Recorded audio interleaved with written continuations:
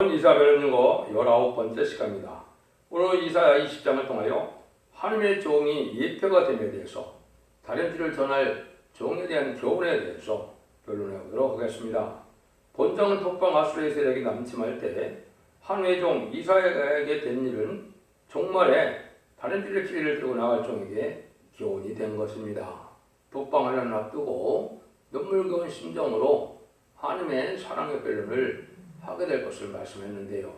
인간 종말에 다른 길을 전할 종은 어떤 심정이어야 되느냐, 이걸 말씀하셨다 볼 수가 있는데요. 1절과 2절입니다. 아수르 왕 사르곤이 군대장은 아수도스로 보내매 그가 와서 아수도를 쳐서 취하던 해 곧 그때 여호와께서 아모스의 아들 이사야에게 일러 가라사대 갈지어다 허리에서 배를 끌고 네 배에서 신을 벗을지니라 하시매 그가 그대로 하여 벗은 몸과 벗은 발로 행하니라.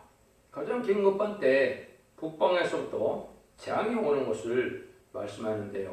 재앙이 오는 2-3년을 앞두고 하나님께서는 이렇게 허리에서 배를 끌고 발에서 신을 벗고 벗은 몸 벗은 발로 나서라는 것은 주의 종은 급한 일을 당할 때 슬픈 경고를 하는 눈물의 종, 사랑의 종이 되어야 한다는 것을 말씀하는 건데요.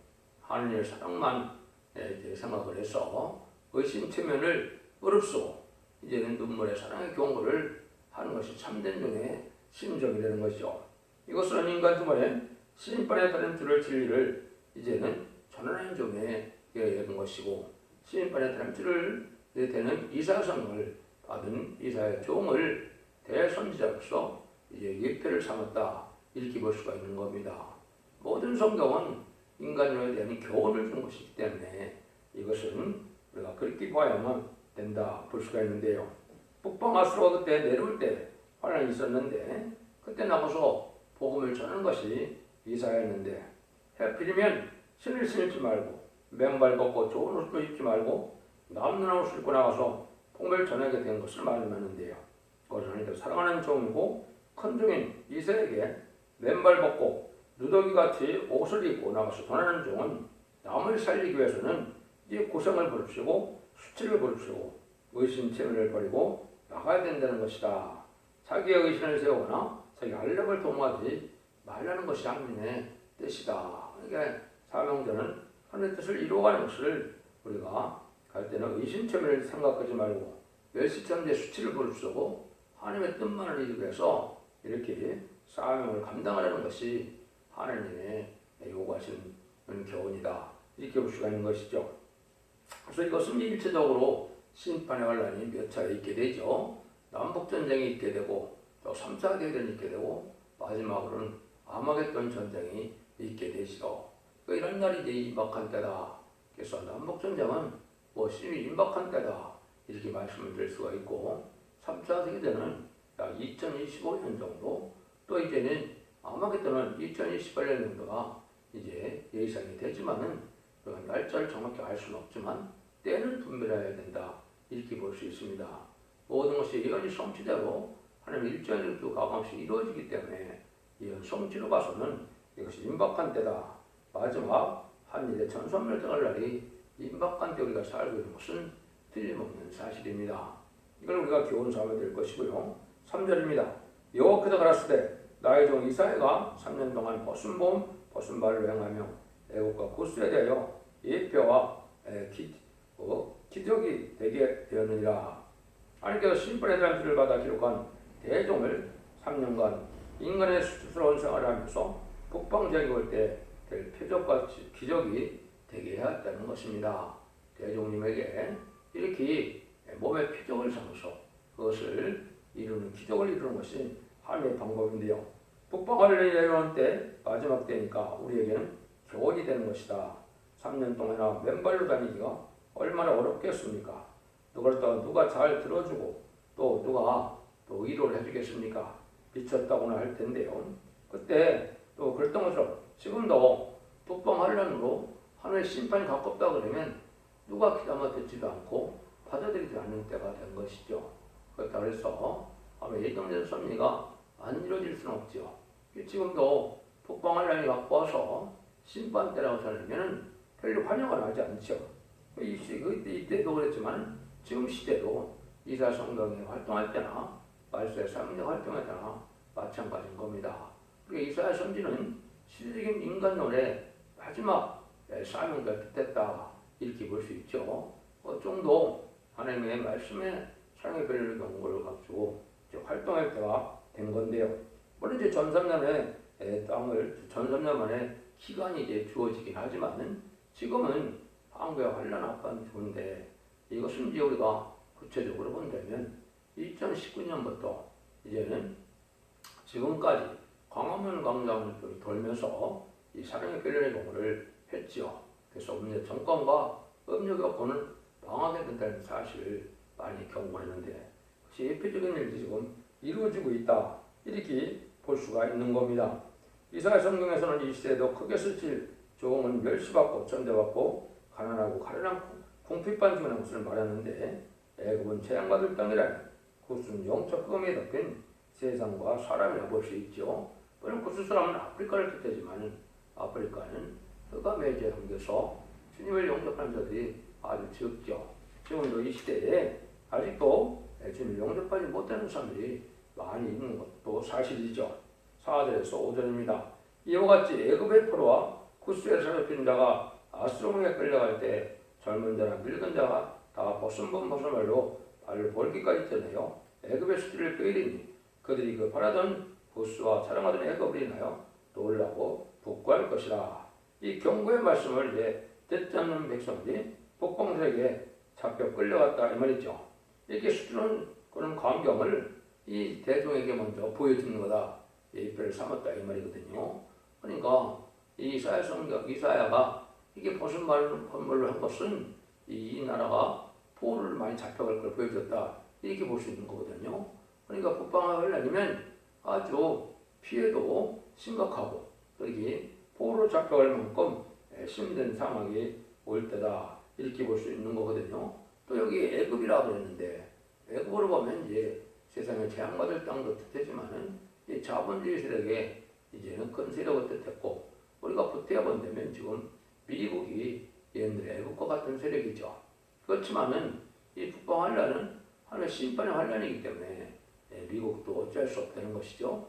현실적으로 이제 소위 비대칭 전략을 해서 독가스나 병영균이나 땅굴이나 이런 걸로 해서 많은 이제 피해를 당할 수밖에 없는 때가 오는데 하느님의 뜻에는 이제 합당치 않은 자가 멸망할 수밖에 없는 그런 무력과 그러한 많은 무기를 준비한 때이기 때문에 무기가 발달했다 하더라도 그거를 이겨낼 수 없는 그런 일이 벌어진다 이 말입니다.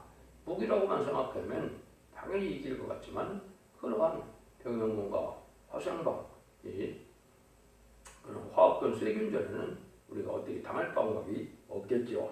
그런 일들을 여기에 말씀하신 거다 이렇게 볼 수 있습니다. 그러니까 이제는 이사야가 먼저 이렇게 그 수치성광을 보여줬는데 그것이 3년 뒤에 이제는 그런 형국이 또 되어졌다 이 말이죠. 그러니까 이 대표적인 종역에 그런 그 징조를 미리 보여줬다는 것을 우리가 알 수가 있는 것이고 이것은 인간 종말에도 그런 형국인데 이런 일들이 이제 아주 미약하고 부족한 종들이 이제 광화문에 나가서 많은 환란을 경고하고 음력 효과적인 경고를 많이 했는데 그런 것이 예표다. 그것이 우리가 또 이 시대에 할 사명이다. 이렇게 볼 수 있는 겁니다. 그래서 여러분들 하나님의 뜻은 이렇게 되어질 일들을 미리 보여준 것이고 또 여기 애굽이 이제 그러한 사람들이 이렇게 애굽의 수치를 보인다 이런 걸 본다면 아마 미군도 상당한 그러한 포로를 잡혀가지 않나 이렇게 볼 수 있습니다. 그리고 북한은 또 전쟁을 미군 부대 위주로 이제 전쟁할 것을 계획하고 있는 것도 사실이거든요. 땅굴이나 모든 미사일이라는 것이 미군들 직접적으로 해서 미군을 포로 삼아서 이는 전쟁을 승리하게 하려고 하는 자들인데 그런 일들이 실제 일어날 수도 있다 이렇게 볼 수 있습니다. 그래서 애굽이 여기 수치를 당하는 것은 바로 미국도 이런 변론이 끝나고 난 다음에 환란이 올 때 수치를 당할 수 있는 그러한 여지가 충분히 있다 이렇게 볼 수가 있습니다. 이런 환란에 대한 문제는 이제 참 어렵기도 하고 여러 군데 성경에 또 나와 있기 때문에 그걸 안 믿을 수 없는 겁니다. 그래서 주님도 마태복음 24장 21절에 창세에 이런 환란이 온다 그랬거든요. 이것도 선지권 항거에 대한 말씀이고 또 다니엘도 이제는 개돌의 환란이 온다 그랬거든요. 이것도 이제 선지권 항거에 대한 말씀이고 요엘 선지도 요엘서 1장과 2장에 보면 1절 2절에 또 특별히 자고의 환란이 온다 이랬거든요. 이 환란이 오는 모습을 이제 요엘서 2장이나 나훔서 2장이나 구체적으로 불국 문제가 천해를 것을 말씀을 했고 왕후까지도 이제 포로로 끌려갈 것을 말을 했거든요. 이런 일들이 이제 일어날 때가 임박하다 이렇게 볼 수가 있습니다. 그렇지만 인간적인 생각으로는 생각하기도 싫고 이런 일이 어떻게 일어나겠느냐 이렇게 볼 수 있지만은 아니 심판의 환란은 불가고 올 수밖에 없다 이렇게 또 전할 수밖에 없는 것이 선거적인 민중의 사명이다 이렇게 볼 수 있습니다. 하나님께서 예언서는 인간 종말을 생각하고 예제정간에 일정을 다 빠지면 이루어질 것을 말씀하고 쓴 거기 때문에 인간의 머리로는 안 될 것 같지만 역사를 주는 하나님 입장에서 보면 반드시 그대로 될 수밖에 없는 것이고 그걸 깨닫는 것이 이제 사명자에게 주는 하나님의 생각이다 이렇게 볼 수가 있는 것이죠. 그래서 이런 일들이 이제 머지않아 있게 돼서 3, 4 세계대전 것도 있게 되고 또 아마겟돈에서 100만 당 군대가 돼요. 최종 마지막 이기는 환란까지 이렇게 볼 수가 있는데 이런 세 번의 환란으로 심판이 끝나게 되는 것이 사실은 이 연서 계시록의 심판의 비밀이기도 합니다. 이걸 우리가 잘 생각해야 될 때가 왔다. 6절입니다. 그날에 이 해변검이 말하기를 우리가 믿던 나라가 곧 우리가 아수르 왕에서 벗어나기를 바라고 달려가서 도움을 구하던 나라가 이같이 되었은즉 우리가 어찌 능히 피하리고 여기 그렇죠. 인간정에는 하늘을 믿고 의지해야지 세상 권세나 세상의 권력을 유지하고 믿어갖고는 그것이 소용이 없다 이 말이거든요. 이것은 심판의 의력을 가지고 오는 그러한 환란이고 그런 때이기 때문에 인간을 새로 다 막을 수 없게 돼서 심판의 환란이 올 것을 말씀하셨다 이렇게 볼 수 있는 겁니다. 그래서 애굽이 믿던 사람이다 그랬는데 이제 이 시대에 아까도 얘기했지만 애굽은 이제 자본주의의 어떤 세력인 또 혈맹 관계인 미국을 뜻했다 이렇게 보도됩니다. 세상 권세를 의지하다 보다 이제 환란 때는 별로 그게 도움이 안 돼서 피해를 인간 상상의 피해를 당한다 이 말입니다. 그런 일들이 제가 재차 말씀드리기는 독가스나 세군자이나 이런 땅굴이나 이 화생방정 이런 것 때문에 비대칭 전략의 불법무기 때문에 아마 크게 당할 그러한 확률이 아주 높다 이렇게 볼 수가 있는 겁니다. 현실을 바라보면 그런 일들이라는 생각을 우리가 할 수가 있습니다. 그래서 이제는 하나님만을 믿고 바라보는 것이 이 시대 참된 신앙이지 세상의 권세나 세상의 어떤 세력이나 군대를 믿는다 해서 이 환란을 피할 수 있고 하나님 면할 수 있는 것도 아닙니다. 앞으로 마지막 한일의 역사는 하나님의 강권적인 역사 속에 하나님께서 주관해서 심판주의 이름으로 또 창조 하나님의 능력으로 이루어지기 때문에 인간의 인간은 별로 거기에 도움이 되지 못한다. 이것이 정확한 성경적인 관점입니다. 그것을 우리가 믿는 것이 이제 참된 믿음이다. 이렇게 볼 수가 있는 겁니다. 그래서 이 시대에 이제 하나님께서 이런 나약한 종들을 통하여 이제는 인마디 14만 4천 명의 표성들을 일으키는 것이 천삼년의 구원의 역사고 천삼만 또는 알고 모르는 역사로 진행되고 그 말씀에 순종치 않는 이런 자들은 관련을 받아서 후상년만이라 하는 수상통치기관에 짐승의 피를 받게 되고 짐승의 피를 받은 자는 심판의 대상자, 멸망의 대상자 돼서 계류 16종처럼 대접장에 많은 괴로움을 받다가 아마겟돈 때 악인과 시인이 천멸당한 것이 심판의 비밀인 것입니다. 그런 날이 신앙할 날이 임박한 때다 이렇게 볼 수가 있고 이럴 때 하루의 대표적인 종이 생긴 사명자가 이게 표적과 증거를 따르는 사명을 감정해서 하나님께서 그를 표적 삼아서 그 말씀들이 응대하는 것이 하루의 방법이다 이 말입니다. 그러니까 우리가 좀 상상할 수 없는 일들이 이스라엘 때도 있었던 것으로 마지막 종말에 손수만 들어갈 때 이런 일이 또 있게 될 것을 말씀하셨다. 이렇게 보시면 됩니다. 하나님께서는 경고의 나팔을 부는 정도 반드시 그 쓴맛을 보게 하는 것은 재앙을 나가면 종이 될 자격을 건전하는 동시에 그 종의 말대로 또 재앙을 내려서 끝을 맺게 된다는 사실을 알려준 겁니다. 하나님께서는 옛날에 된 일을 인간 종말을 생각하시 아니었기 때문에 그 일이 또 이루어진다. 이중성취가 된다.